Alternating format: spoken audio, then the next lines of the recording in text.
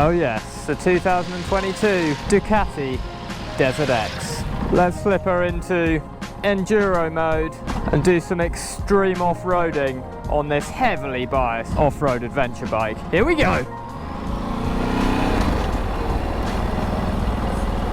Ah, only joking. We're in a gravel car park. That's about as far as I could get to do some extreme off-roading for this test ride. Ha ha ha ha! Tricked you. Good one, RedAng. Sorry about that, terrible joke. Anyway, welcome.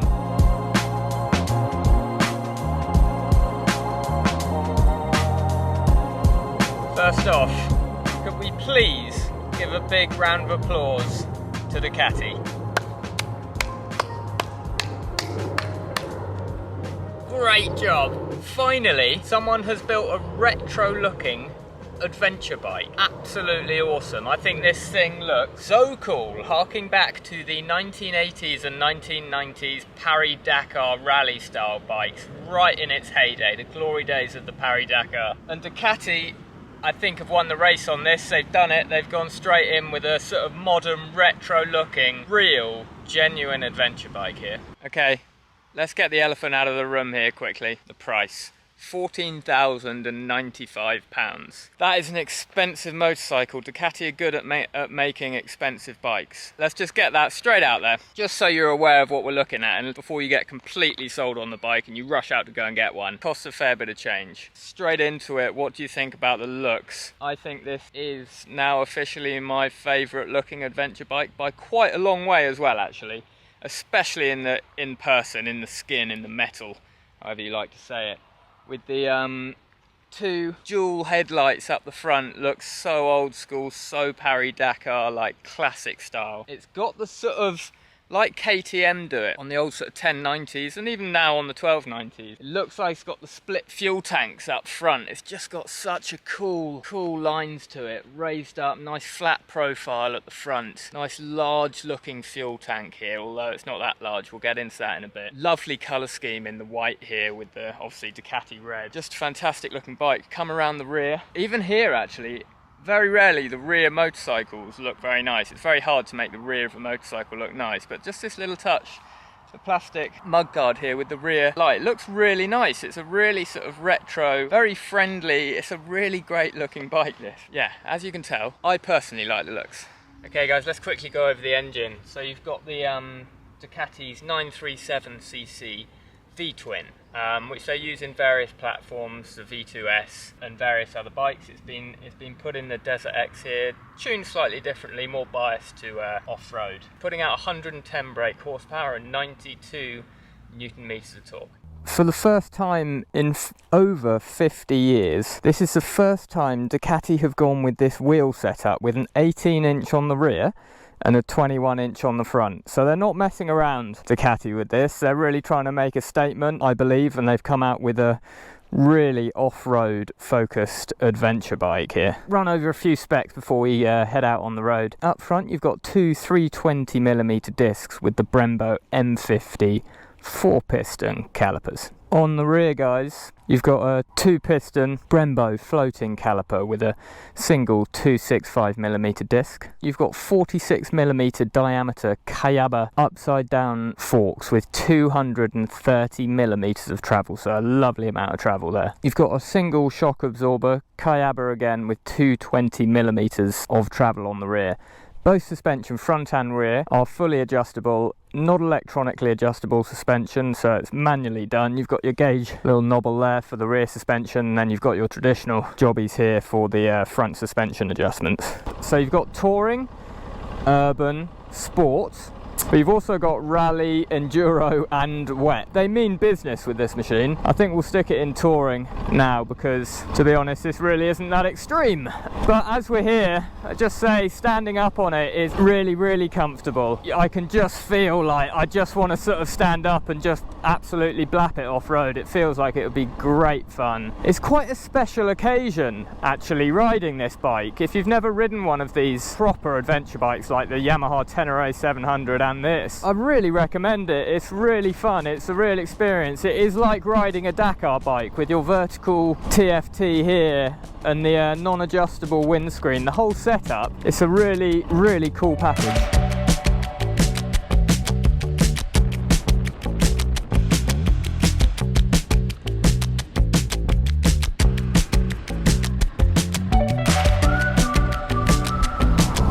What's it like to ride? Well, you've got that fantastic Ducati V-twin, basically a 1,001 litre engine, which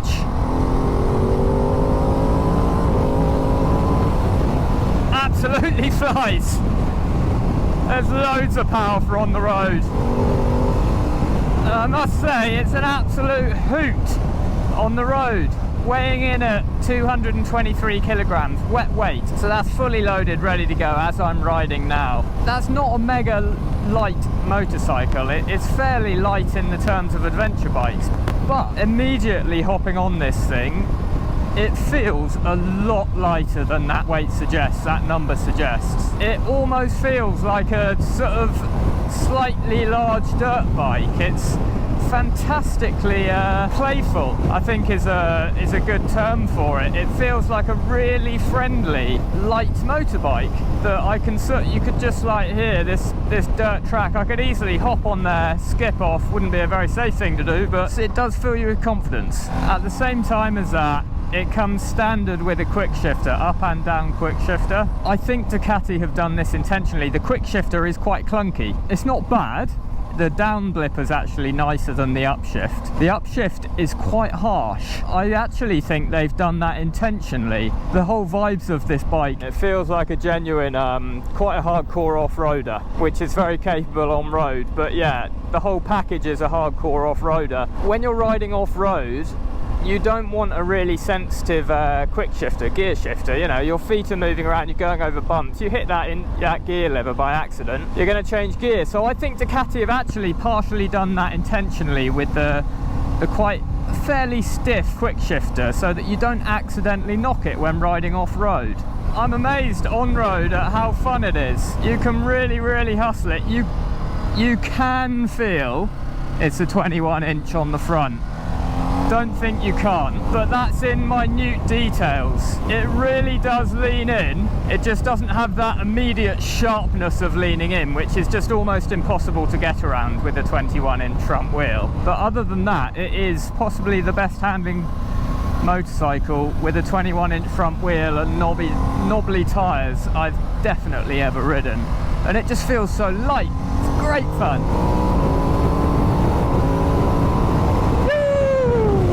By no means is this a motorbike that is purely off-road. Now Ducati do say they've built it 80% biased towards off-road, which I can see. And look, I can't say from first-hand experience what it's like off-road, but on-road, in its own right, it's a brilliant motorcycle. Yes, that engine, I'm really sorry, I don't mean it like this, Ducati, but could come across a little bit clattery or vibey, and I mean that in the terms as it's not as refined as a GS or a Tiger 1200 or the Ducati Multistrada V4S. Of course not. It's not designed to be that type of bike. However, you can definitely go on big road adventures and you can take this touring, no doubts at all.